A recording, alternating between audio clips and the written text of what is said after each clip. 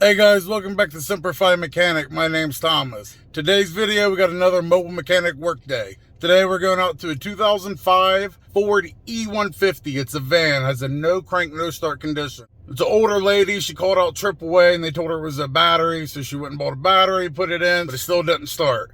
We're going out there and we're charging our diagnosis fee. I'm also breaking one of my rules, and that is accepting checks. I do not accept checks, but in the rare times that I do, it is always somebody that's 75 years and older because they still like writing checks. So I will accept it from her this time. So if you want to do a ride along on this mobile mechanic workday, stay tuned because we're starting right now. All right, should be pulling up to it here pretty soon. 1,000 feet, your destination will be on the left. I see a Ford E-150 van.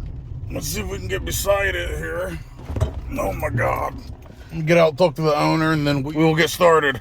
All right, we're out here on scene. We got the 2005 Ford E-150. Like I said, we're coming out to do a no start, no crank. She already had a battery put in, and that didn't work. I think we'll go ahead and test it. We'll hook up our code reader, see what's going on there. Notice my little clip here is broke. Hopefully don't have a hard time getting it on there.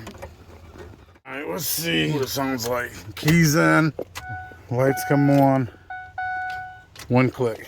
All right, we got our code reader on. Let's go ahead and go into diagnosis, and we'll do that. See if we can get any codes or anything. See, read codes. I didn't see any. Yeah, no codes here. See, there's a lot of play here. Sometimes that'll cause it not to read. What you can do is you keep the key turned over like this, turn it all the way over like you're starting it, and run through the gears. Sometimes that'll work if the neutral safety switch or the linkage is messed up, but not here. All right, we're gonna pop the hood here.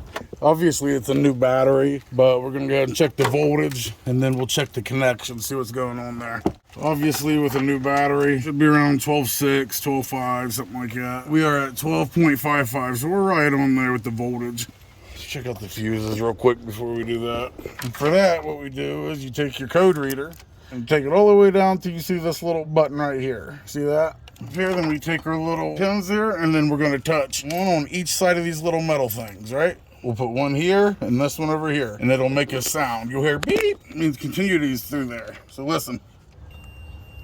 Let's set it over by you. Good. Good. So continue to do that all the way around. Everything's checked out, the fuses. All right, what we're doing right here, we're gonna switch some of these relays out to do a little test.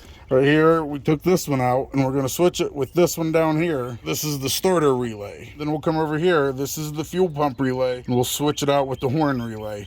See if that makes any difference. All right, we'll keep this one right here, and we'll put this one back in. See if that does anything. If it doesn't, then we know starter relay is good to go. No difference. So it tells us the starter relay is good. All right, we're gonna take one out and just switch it with the other one. Pretty simple. We do this in case the fuel pump relay was bad and you switched it out with a good one that you know does work, and then it starts, then that's how you can tell if your relay's bad. Obviously there's other ways, but that's just the quick little hillbilly way that we do it. Nope. Something else that you should always check, especially with these Fords, is the shutoff valve or the fuel inertia switch. In all Ford vehicles, usually it's in the panel right here. We will pull this off, take a little peek. I think it's in there. Just remove this panel right here, which I already did. All I did was lift this up. It pulled out right there. And if you go back here and look, you'll see black yellow thing right there. It's your inertia switch. When you reach in here, make sure it's pressed down, because if it gets hit, it'll pop up. So let's press it down. If that switch was popped up, that means the fuel shut off. It can happen if you hit bumps or if you're getting a small wreck. What it's doing is shutting off the fuel so the vehicle don't explode. Nope. All right, so we got the ignition turned in the on position. What we're gonna do is try to jump the solenoid or jump the starter with our screwdriver, if we can reach down in there to get it. Let's try to get under here.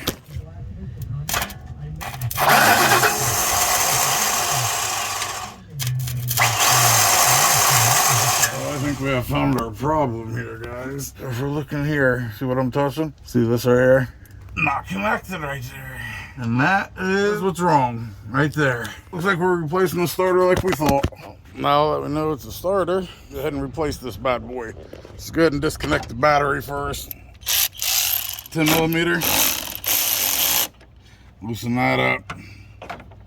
Same thing, 10 millimeter. Alright. Our little ratchet here. I like the one that has the flexible head. 2 different extensions. We're gonna grab our 13 millimeter long and 13 millimeter little boy. Let's get you guys set up here. Let's get him bust this one loose right here, 13 millimeter. There we go. There we go. Take that off. Here's that. I think we're gonna have to take that one off too. So we can go ahead and take this one off right here. Here we go.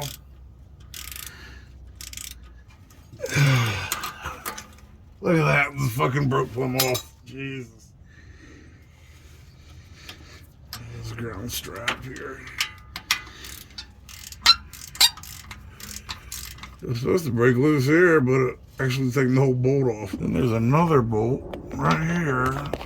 See it? That's the back of it right there, rusted. Sitting right there. And then after that, we have to go all the way up. There's that one. And then you'll see another one way over there in the corner. See that thing? Oh, and they're fucking rusted to shit too. You can see we got our socket on it right there. It's the same setup we had.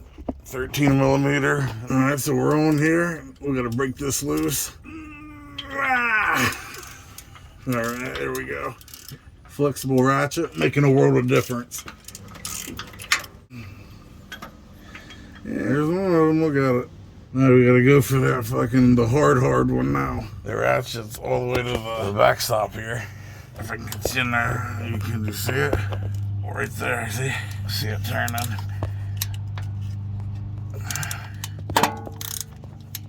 Jesus Christ. We're gonna keep doing that till it's fucking out. Alright, we're taking this bottom one off.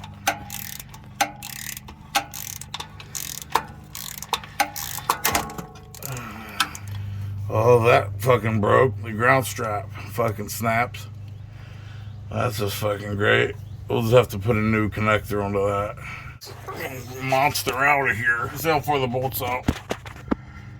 Oh, it's not even connected anymore. Jesus Lord. There she be right here. I'm over glory. Alright guys, we're back here. We had to get the starter yesterday. They didn't have it in stock. We ordered it yesterday. Went and picked it up and got here. About to jack this back up, go underneath there, install this starter. Everything you need for the job is right here. 13 millimeter is a 10 millimeter. Then you need 2 extensions, 3-inch extension and the normal 6-inch extension. And then you need a 13 millimeter, the little boy here. Now the most important part of this is this ratchet here. This makes it 100% better, especially getting that top bolt. Anybody that's ever changed one on a Ford F-150 or one of these vans, or shit, a lot of the Fords have that top bolt that's hard to get to. Make sure you pick one up. If you want this one, look in my video description, it'll be there. Click on the link and go buy it. Only other thing we got to do down there, the ground wire broke. It goes on this bolt right here. Snapped off yesterday. So we went ahead and picked up another crimp style eyelet here. We're just going to put it on the cable. Now there's a tool they make, a special tool to crimp this the right way, but we don't have that. So we'll just grab a pair of pliers and crimp it down. All right, we got this jacked up. Let me get a jack stand under here. All right, that's perfect. You're like Big Daddy here. It's hard to get under that bad boy. I got to jack it all the way up. All right, I don't know if you guys see my little end I put on there. Slid that on, and I used my pliers here to wrench it down, and it's pretty good. Oh, it's good. He's gonna go up here, go in like so. Yeah, like that. Grab your other bolt here. All right, so we got that bolt right there. Now where you see that one, we've got this one starting. Last one will be way up there. See if that'll hold it better for us. All right, let's see if we can reach back here a little bit. Let's get to this bolt now. Now these bolts are a little bit old, so you don't want to fucking snap them off. But you want it to be held up there pretty good. This one was a pain in the ass, but the best way I found out is to put it in here and run it up this way and reach behind. Or you can reach behind it and just thread it in with your hands. And remember ratcheting, look at that. So now we can reach out behind it like this, slowly. Go ahead and tighten that bad boy down. snug it down. There we go. Yeah, it's nice and tight, but it don't matter. Get up here. Is it a 15 too? Yeah. Go ahead and tighten this down. There you go. Alright, so we got it bolted in. We got our little makeshift ground cable. We got it bolted in. Now we got to just do the front here, which is easier. Let's see if I can do it just talking to you guys here. We're going to put our little wire on there. 10mm back one. There we go. Tighten this bad boy down. Then we'll grab a 10mm and tighten that down. Now we got this one. Right. Just like so. Oh, God. There we go. Nice and tight. There's your starter. Let's put our cables back together here.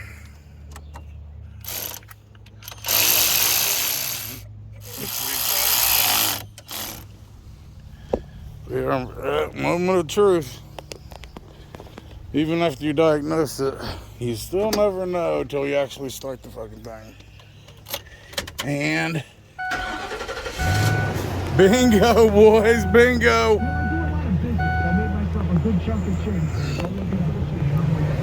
Beautiful. That's it for today's mobile mechanic workday video. If you guys like this video, give me a thumbs up. If you haven't subscribed yet, please do. We're trying to get to 15,000 by June. We're slacking, so come on, guys. If you want to donate to the channel, I have my Cash App, PayPal, and Venmo on the screen. It's also in the video description. If you guys have tools or shirts or anything like that you want to send, the address to where to send all that stuff is in the video description. A lot of these tools that I'm using have been sent to me, so we made $300 profit on this job right here. I love you guys, and like we always say, Semper Fi till next time.